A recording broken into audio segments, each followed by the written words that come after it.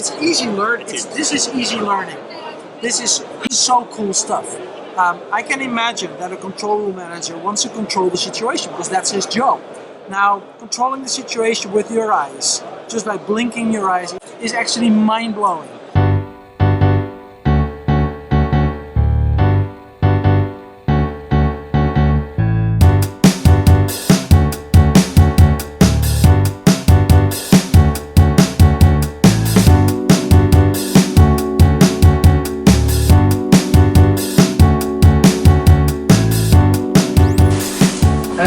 It's a beautiful day. That means that we're gonna get some things done. Day 1 PMR Expo. It's 7:35. Breakfast time.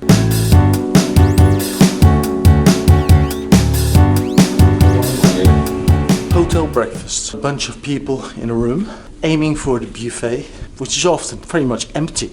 The guy who bakes the pancakes is damn busy always, so we will see this time.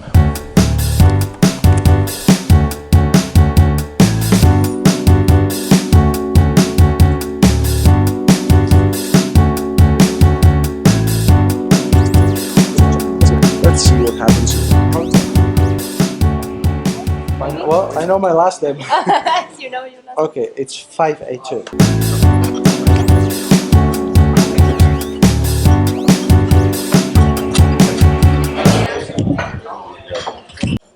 So basically, this plate of foods will bring me through the day.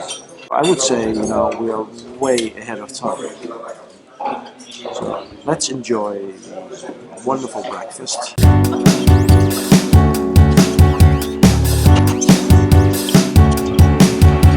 Most companies who are playing a major role in the critical communications arena will be there. I'm not sure if all of them are there. We probably won't see companies like Rohill, maybe DAM, I don't know.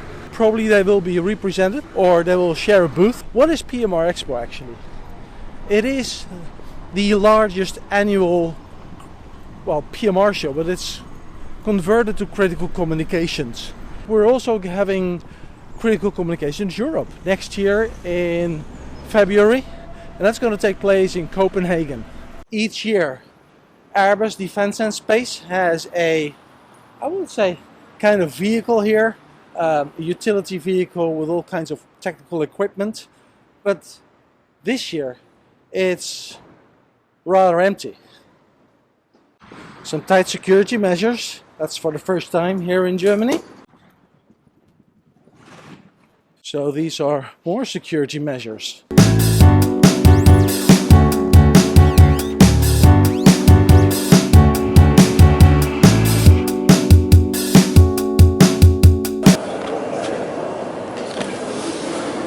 So behind me there is the registration desk over there. It's kind of early still today. The exhibition hasn't opened yet.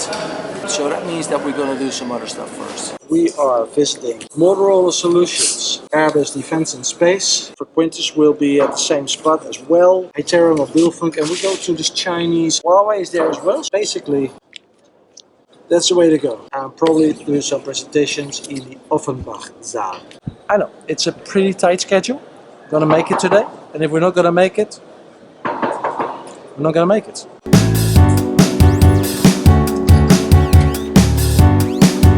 The official opening of the PMR Expo. The room is pretty much packed. There's some translation as well for people who don't speak any German. Sehr geehrte Damen und Herren, einen wunderschönen guten Morgen hier in Köln auf der 16. PMR Expo. Und deshalb ist es gut, dass es diese Messe gibt. Es ist gut, dass wir im 21. Jahrhundert leben, dass wir in den Zeiten des Digitalfunks leben. In den letzten Jahren diese Messe ist stetig gewachsen, das haben Sie gerade erwähnt. So Jaeger is actually also talking about cross-border communications. He says it's a Stichwort, which is actually a red wire through the whole communications. That is something that we will probably see back at Critical Communications World in Copenhagen. In the meantime, the exhibition has opened and we're going to visit the exhibition right now.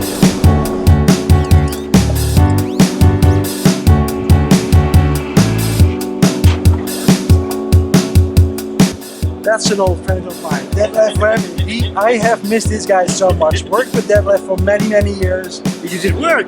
Yeah. We said that was work, wasn't it? Now you're working. Yeah, well, good to see you here. So that was Detlef Remy from Motorola Solutions. Next. So what I normally would expect is Motorola at this place, but Kava is the CEO of TASSTA. Great to be here, right? Yes. Good to see you in Cologne. Yes, thank you. Now there's one thing going on that's not in Cologne going on. It's somewhere else around the planet. Yeah. United States. Tell us all about it. Yeah, United States, big country. It's a big country with 300 million people, and but we are going to move into that market as TASSTA. And the reason is because we have our gateways for different kind of vendors. You can say we are working with TETRA together. We are working with Motorola. We are working with Sepura. And in this case, we want to give the market the first unified radio network basically in the world. Yeah. So this is wow. That's mind-blowing. But in the US, you're only working with Sepura. Is that correct? Yes, correct. We are working with Sepura. I think it's great. It will be the first time worldwide. It was never before like that. Well, on the fly. The big question is, will it be secure? The security, sure. You know, the question is always about security. What is the end of question of security? Even if we are talking about end-to-end security, how to transfer the keys is basically only the question in end-to-end security.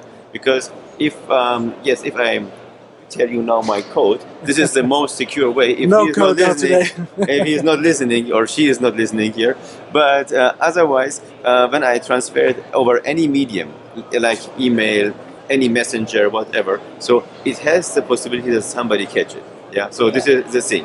And but we try our best always to use APNs, VPNs. We use end-to-end. Timing is everything, they say.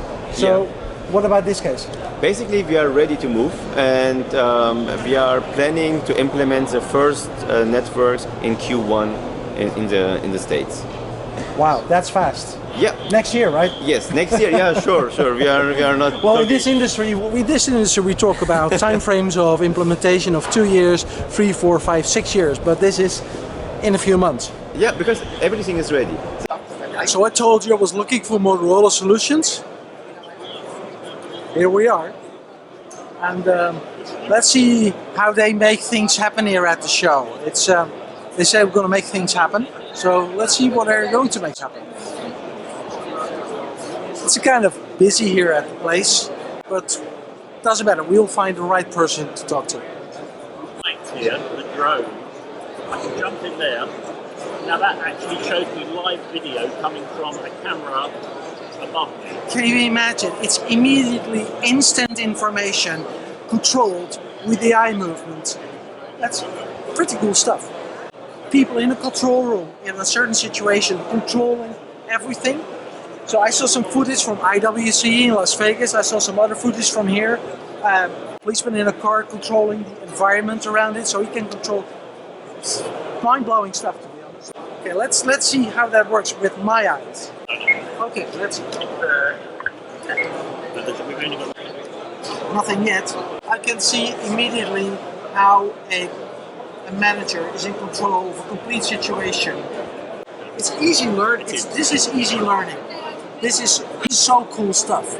I can imagine that a control room manager wants to control the situation because that's his job. Now, controlling the situation with your eyes, just by blinking your eyes, is actually mind-blowing. And I can't wait for the first control room managers to use this tool in a real-life situation. I want to see that. I want to be there. So Terry, thank you very much for this explanation. It was, I'm amazed. Well done.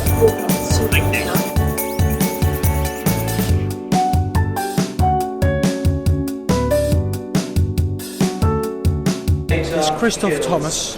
Christoph is the head of Motorola Solutions in Germany.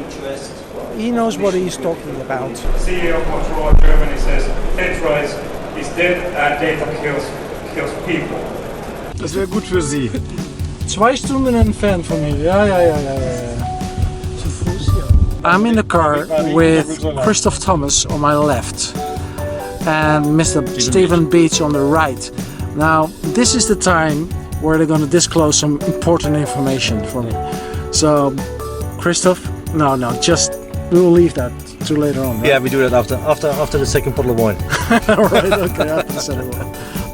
I agree to that.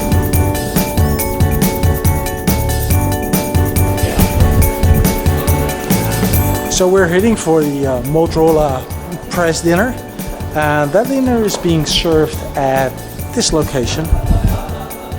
We're gonna have a short talk of Christoph Thomas. Hallo, guten Abend.